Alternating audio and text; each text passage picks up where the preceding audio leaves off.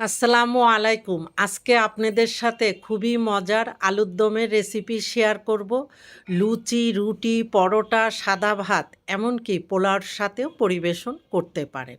আলুর দম তৈরি করার জন্য প্রথমে এখানে আমি ২৫০ গ্রাম নতুন আলু নিয়ে সামান্য লবণ দিয়ে সেদ্ধ করে নিয়ে খোসা ছাড়িয়ে নিয়েছি। আর এখানে আলুগুলিকে আমি 50% সিদ্ধ করে নিয়েছি। এখন এই আলুর গায়ে একটি শাসলিকের কাঠির সাহায্যে এইভাবে একটু ছিদ্র করে দিচ্ছি, তাহলে আলুর ভিতরে তেল মশলা খুব ভালো মতো প্রবেশ করবে। এইভাবে সবগুলি আলুর গায়ে আমি শাসলিকের কাঠির দ্বারা ছিদ্র করে নেব।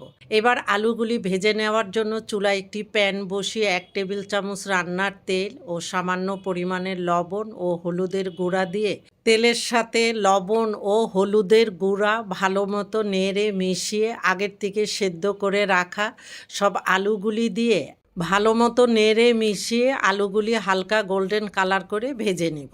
আলুগুলি ভাজা হয়ে গিয়েছে। এখন আলুগুলি তুলে নিয়ে চুলায় আরেকটি প্যান বসিয়ে 3 টেবিল চামচ রান্নার তেল দিয়ে গরম করে নিয়ে এখানে আমি দিয়ে দিব একটি তেজপাতা, 2টি সবুজ এলাচ, দারচিনি স্টিক একটি, আস্ত জিরা 1/4 চা চামচ দিয়ে মশলাগুলিকে কিছুক্ষণ ভেজে নিতে হবে, সুন্দর একটা ফ্লেভার বের হওয়া পর্যন্ত। মশলা ভাজা হয়ে গেলে এখানে 1/4 কাপ পেঁয়াজ কুচি দিয়ে পেঁয়াজ কুচিগুলিকে হালকা গোল্ডেন কালার করে ভেজে নিব। পেঁয়াজ ভাজা হয়ে গেলে এখানে দিয়ে দিব পেঁয়াজ বাটা 1 টেবিল চামচ, আদা বাটা 1/2 চা চামচ, রসুন বাটা 1/2 চা চামচ দিয়ে মশলাগুলি কিছুক্ষণ ভেজে নিতে হবে, মশলার কাঁচা গন্ধ চলে যাওয়া পর্যন্ত। এবার এখানে 2 চা চামচের মতো পানি দিয়ে কিছু গুঁড়া মশলা দিয়ে দিব।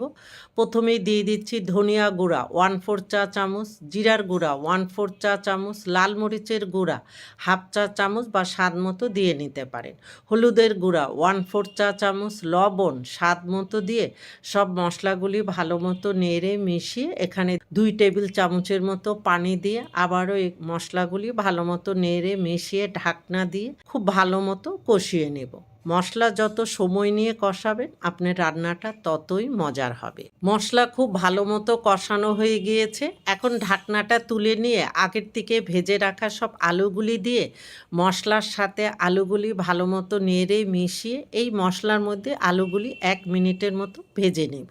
আলুগুলি 1 মিনিট মতো মশলার মধ্যে ভেজে নেওয়ার পরে এখানে 3 টেবিল চামচের মতো পানি দিয়ে আবারও মশলার সাথে আলুগুলি নেড়ে মিশিয়ে ঢাকনা দিয়ে আরও কিছুক্ষণ আলুগুলি কষিয়ে নেব।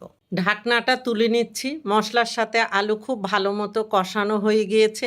এখানে আলু একদম সেদ্ধ হওয়ার জন্য আমি 1 কাপ পরিমাণে পানি দিয়ে দিচ্ছি। এখানে পানির পরিমাণ বেশি দেওয়ার প্রয়োজন নেই, কারণ আমি আলু 50% সিদ্ধ করে নিয়েছি। তার উপরে আবার একটু হালকা ভেজে আবার মশলার সাথে আলু খুব ভালো মতো কষিয়ে নিয়েছি। এবার ঢাকনা দিয়ে 5 থেকে 6 মিনিটের মতো অপেক্ষা করব।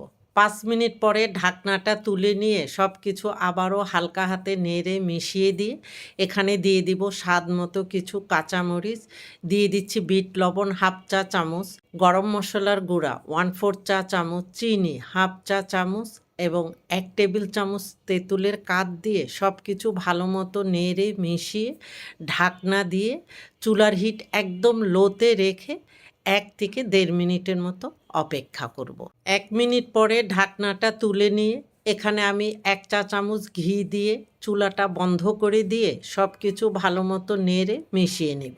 এবার এই গরম গরম আলুর দম আমি একটি সার্ভিং ডিশে ঢেলে লুচির সাথে পরিবেশন করব। আপনারা ভালো থাকবেন, আমাদের জন্য দোয়া করবেন। আল্লাহ হাফেজ।